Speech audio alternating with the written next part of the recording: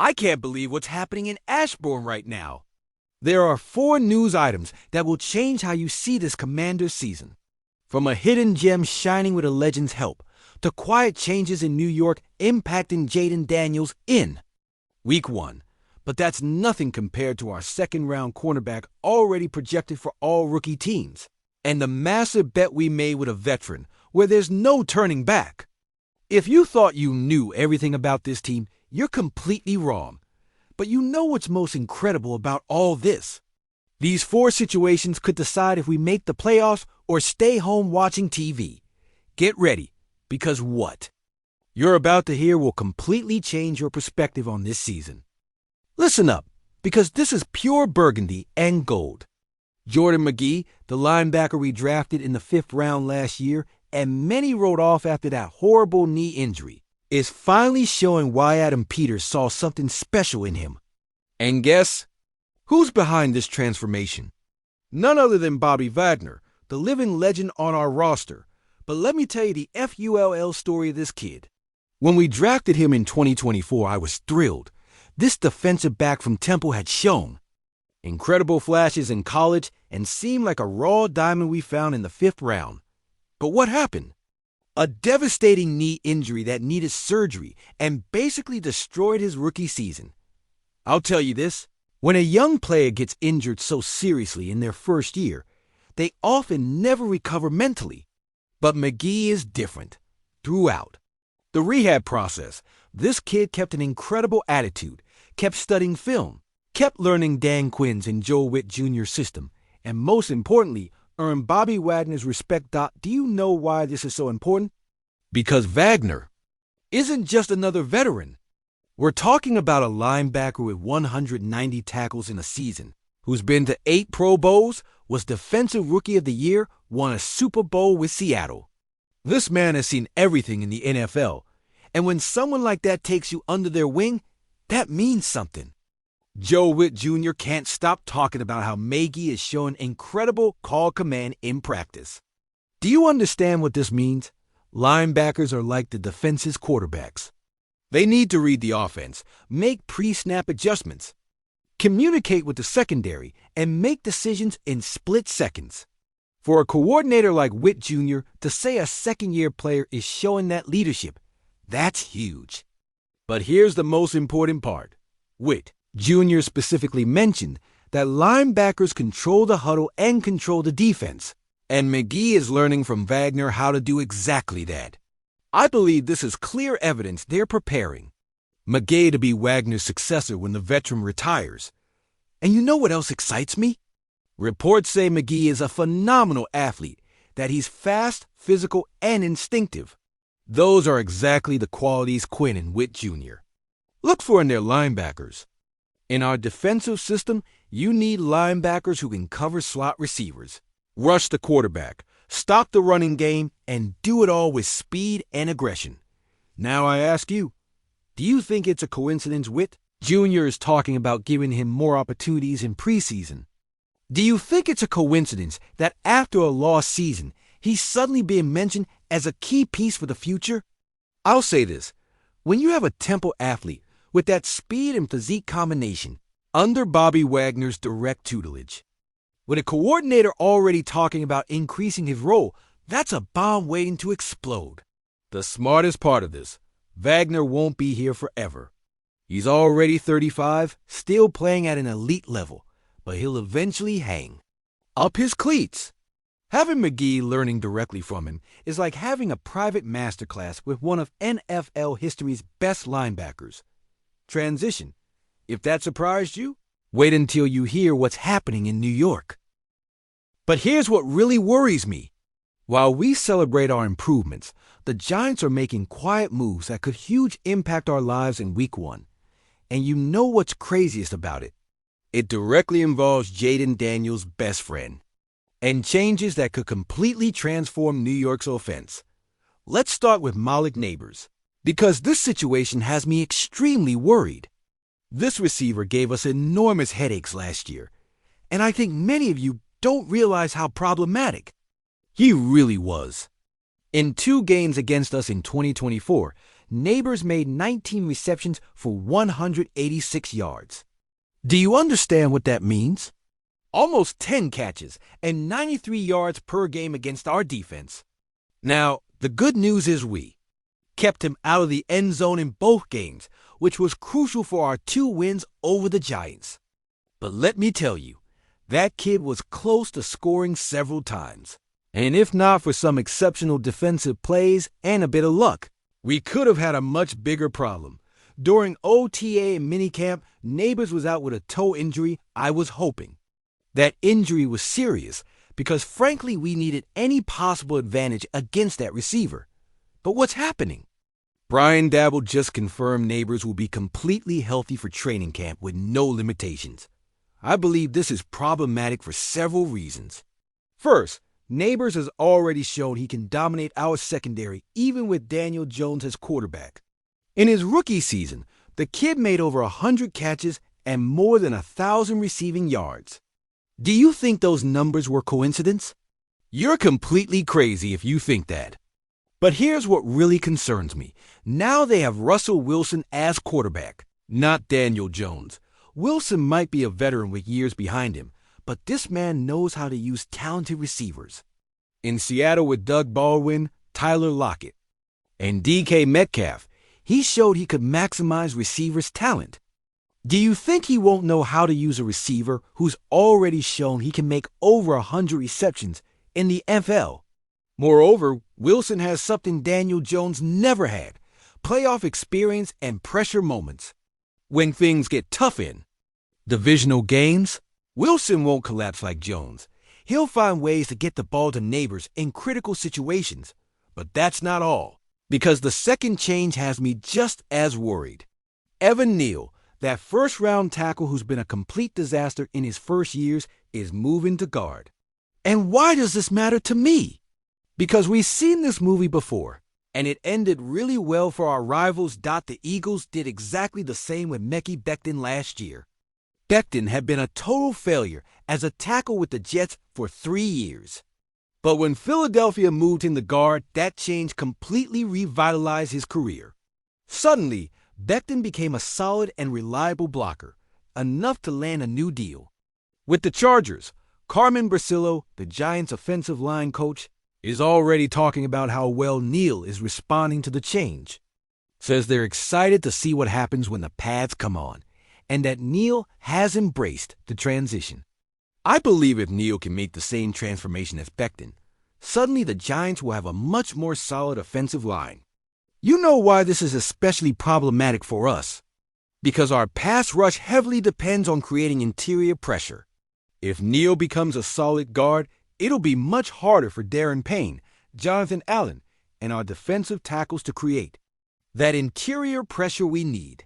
Now I ask you, do you think it's a coincidence we also moved Brandon Coleman from tackle to guard?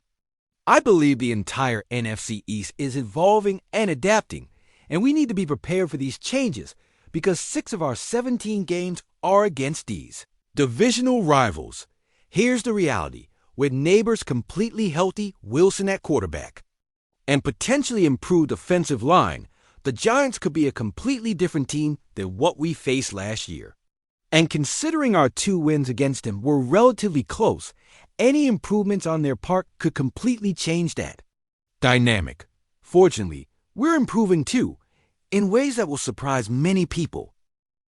And when you thought we were done with surprises, here's this absolutely explosive news. Gennaro Feliz from NFL.com, one of the most respected analysts in the league, just named TREY AMOS our second-round cornerback in his all-rookie team before the season even starts. Do you understand the magnitude of what this means? This kid is making such an impact in practices that they already see him as the best rookie cornerback in the entire NFL. But let me explain why this projection isn't just hype, but based on solid fundamentals. When Dan Quinn and Joe Witt Jr. saw Amos was still available in the second round, they literally got ecstatic. Why? Because they'd studied this Ole Miss defensive back for months and knew exactly what he could bring to our system. Starting with the basics, Amos is exactly the type of cornerback Quinn loves. He's big physical and has that aggressive press man. Coverage mentality that's fundamental in the defensive system we run. At Ole Miss, this guy consistently faced the best sack receivers, undoubtedly the most competitive college football conference, and not only survived but dominated. Amos' stats in 2024 are impressive. 3 interceptions and 13 defense passes. But those numbers don't tell the full story. You know why? Because in the sec, quarterbacks often didn't even attempt to throw to his side of the field. When you have a quarterback consistently in the right position, making necessary tackles, and with the hands to create turnovers, quarterbacks simply avoid that area. Felix specifically wrote that Amos has the look of a Dan Quinn cornerback. And I believe that observation is exact. Quinn has worked with some of the best defensive backs in NFL history. In Seattle, he helped develop Richard Sherman, Com Chancellor, and Earl Thomas. In Atlanta, he worked with players like Desmond Trufant. This man knows how to recognize talent in the secondary, and if he sees something special in Amos, that means something huge. But here's the context that makes this projection even more significant. Last year, our cornerback situation was disastrous. We had to move Mike St. Ristel, naturally a nickel corner, outside because our outside cornerbacks were completely inadequate. St. Ristel did an amazing job considering the circumstances, but we all knew he's more effective in the slot. With Amos potentially occupying one of those outside positions, St. Ristel can return to his natural nickel spot, where he's devastating. Can you imagine a secondary with Martian Latimore on one side, Amos on the other, and St. Ristel in the slot? That's a nightmare for any offense. But what excites me most about Amos is his turnover production. Joe Witt Jr. spent all last year begging for more takeaways from our defense. We had a solid pass rush, linebackers who could tackle, but we lacked that ability to create turnovers crucial in modern NFL. And do you know why turnovers are so important? Because in the NFL, the difference between winning and losing often boils down to 2 or 3 plays per game. If you have defensive backs who can create interceptions at critical moments, that can completely change a game's momentum. Additionally, Amos arrives at the perfect moment in his development. He isn't a project needing years to get ready. He's a player who already has the technique and mindset to contribute immediately. In minicamp reports, coaches are saying his transition to the professional level has been smoother than expected.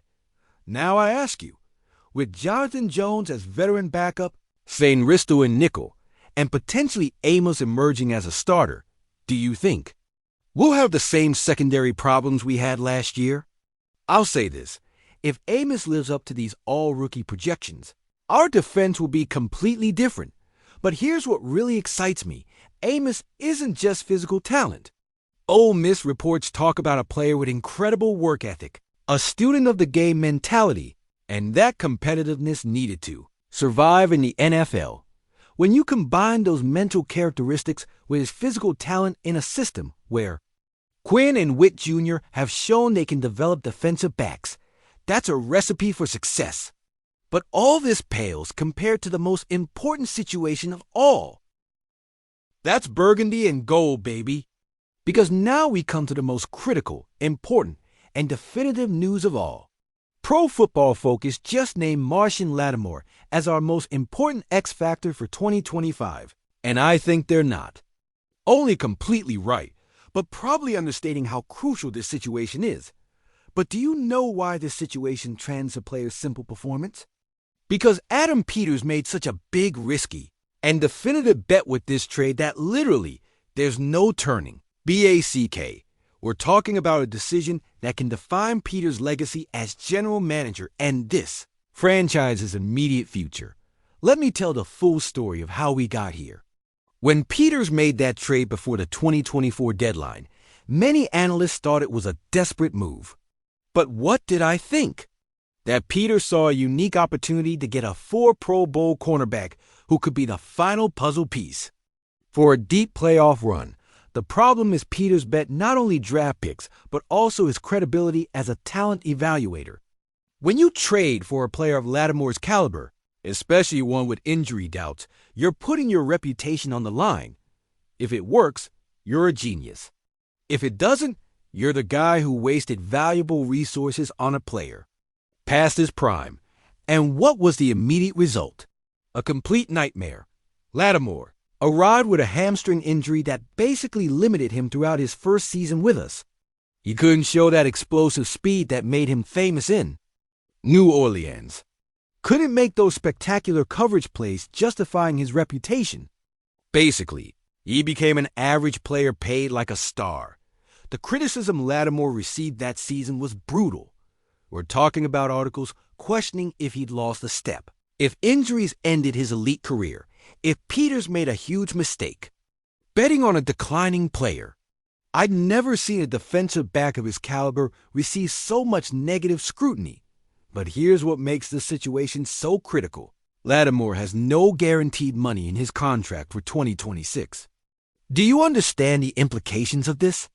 If he doesn't perform this year, doesn't show he can return to elite level, we could release him after the season and save $8.5 million in salary cap. $18.5 million. That's the amount of money at stake here.